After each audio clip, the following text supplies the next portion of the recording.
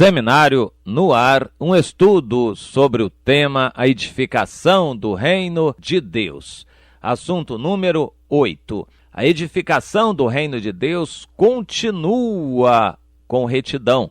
Eu tenho focalizado este aspecto aqui da obra de Deus no nosso meio, que visa edificar um povo cujas pessoas sejam semelhantes a Jesus. A nossa mente deve estar focalizada neste objetivo que Deus quer de nós aqui na terra. Um povo edificado sobre o monte, um povo que seja luz, um povo que seja sal, mas um povo que esteja no meio do mundo para abençoar o mundo e salvar alguns.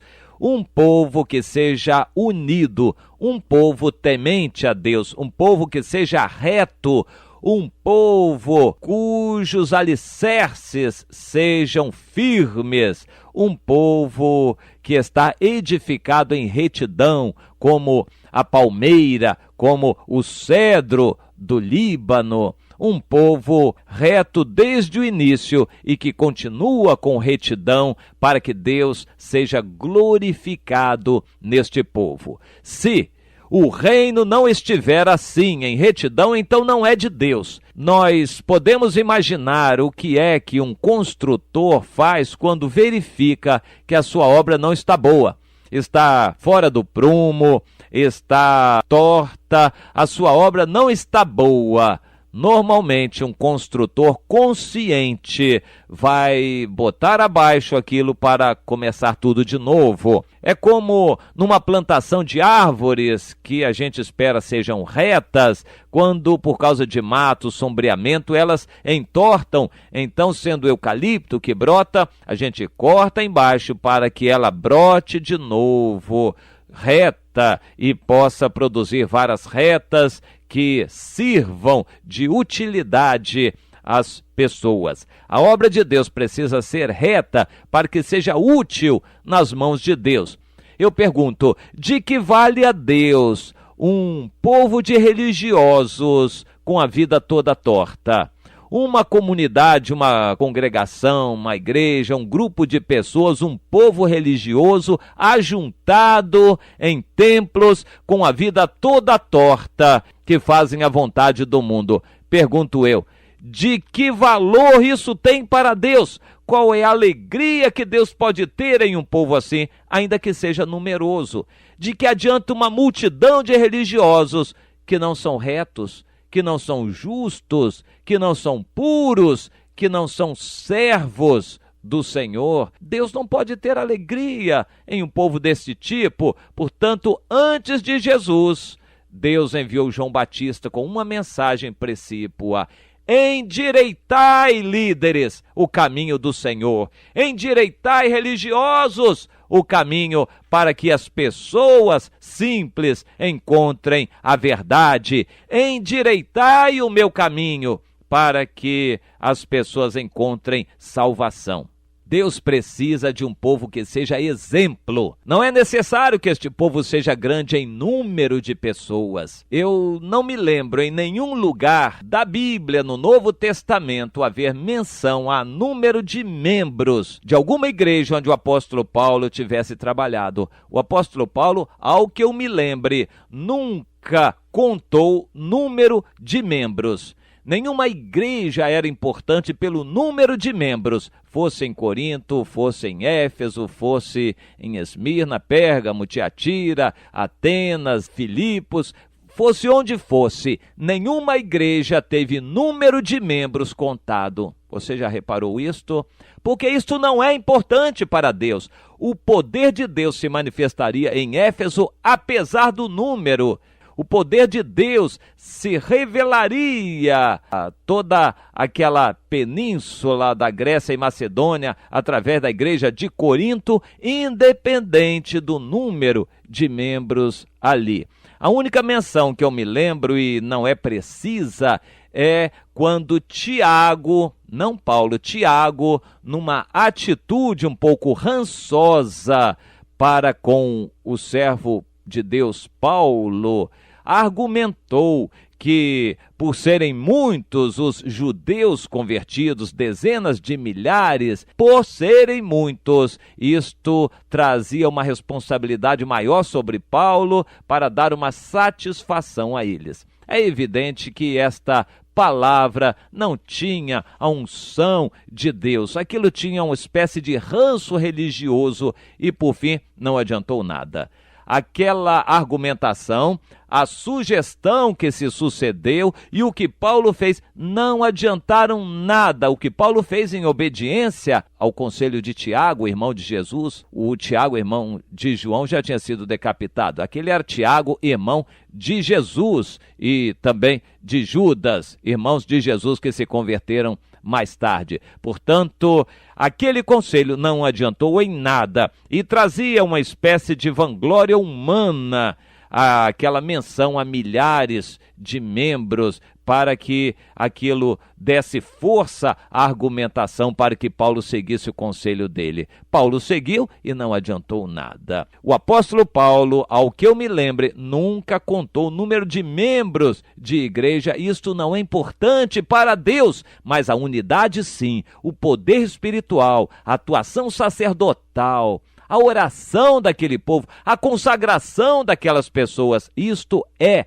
importante para Deus. O número de membros, não. Há umas qualidades, características que Deus espera nos líderes. Quando o Abimeleque, em Juízes, no capítulo 9, abriu lá o seu coração para colocar em prática aquele plano de rebeldia e de tomada do poder, ele queria se candidatar a líder. A liderança espiritual não é assim, a gente não se candidata. Jesus deixou isto muito claro. No mundo é assim, quem quiser ser grande que se candidate. A política está aí e também a política religiosa nas denominações. Quem quer crescer na carreira religiosa dentro da sua denominação, então se candidate aos cargos e faça campanha, propaganda de si. No mundo é assim, inclusive no mundo religioso, mas no reino de Deus não é assim. Quem quiser ser o maior, seja o menor e servo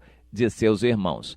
De forma que o Abimeleque quis se candidatar, causou um problema sério, e aquela revolta e aquela carnalidade declarada de Abimeleque deu ensejo a que muitos israelitas o seguissem e se revelassem no seu íntimo como também muito maliciosos. Mas aquilo causou muitas mortes, uma época triste, definhamento do povo de Deus, que teve que começar tudo de novo, depois a consertar aquelas coisas estragadas, derrubando por terra, permitindo que o inimigo viesse, escravizando o seu povo, para depois começar tudo de novo na edificação de um povo que agradasse mais ao Senhor. Mais adiante, então, quando Abimeleque já estava grande, importante, muitas pessoas com medo dele, o Jotão, seu irmão, foi ao alto de um monte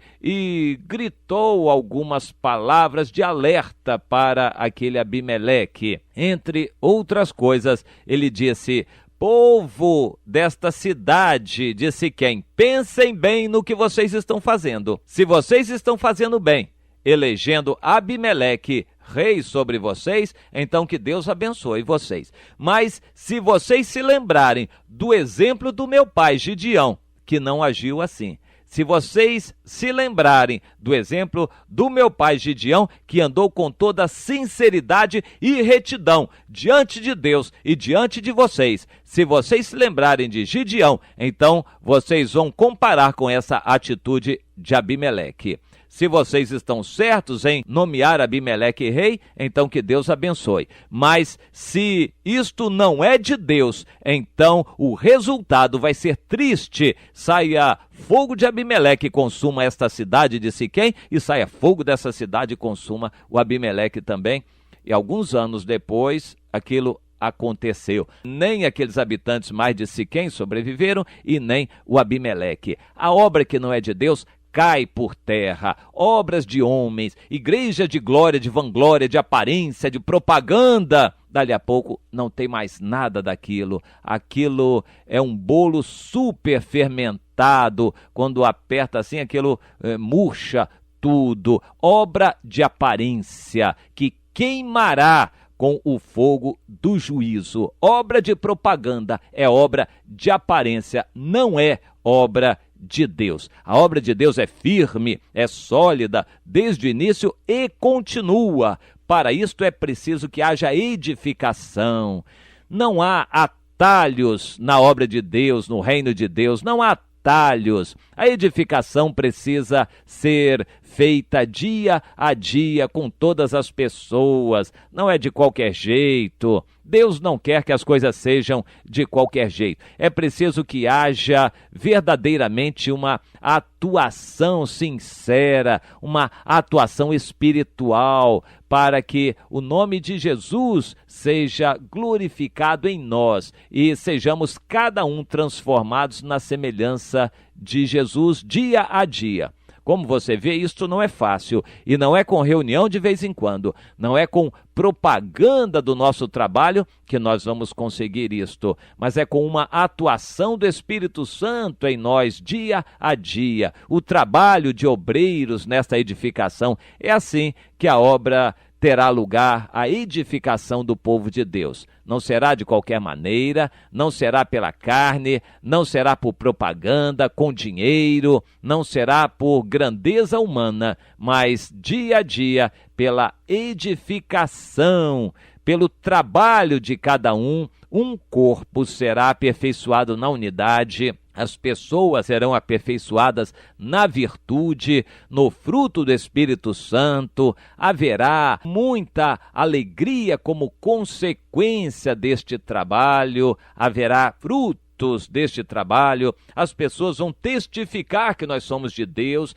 e o que aconteceu na primeira metade do governo de Salomão vai acontecer conosco também. Em 1 Reis, capítulo 9, nós encontramos que depois daquela edificação do templo, Salomão, à noite, estava tão alegre e satisfeito, quando foi dormir, recebeu de Deus uma revelação. Deus apareceu para ele e disse: Salomão, eu ouvi a tua oração. Isso está no capítulo 9 de 1 Reis. Salomão, eu ouvi a tua oração e aceitei esta casa que você me consagrou. Agora eu alerto você. Se você andar perante mim como Davi, teu pai, com integridade de coração e sinceridade, então confirmarei o trono do teu reino sobre Israel para sempre. Eu quero focalizar esses dois aspectos da obra de Deus, mencionados pelo próprio Deus: a integridade e a sinceridade. A obra precisa ser íntegra, como a nossa vida e o nosso caráter também. Uma coisa só, uma vida reta, transparente, uma vida direita diante de Deus e sincera, transparente.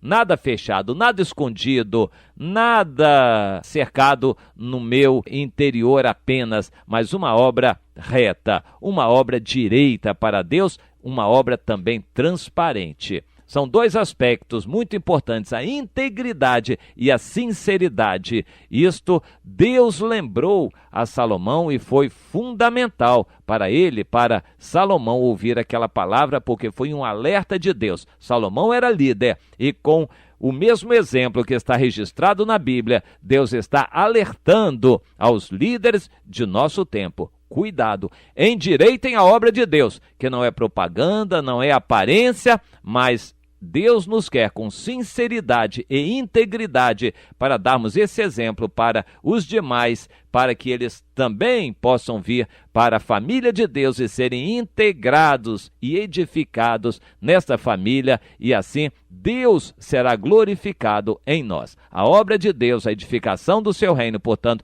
começa com retidão e tem que continuar dia a dia com retidão. Assim, Deus espera de nós. Amém.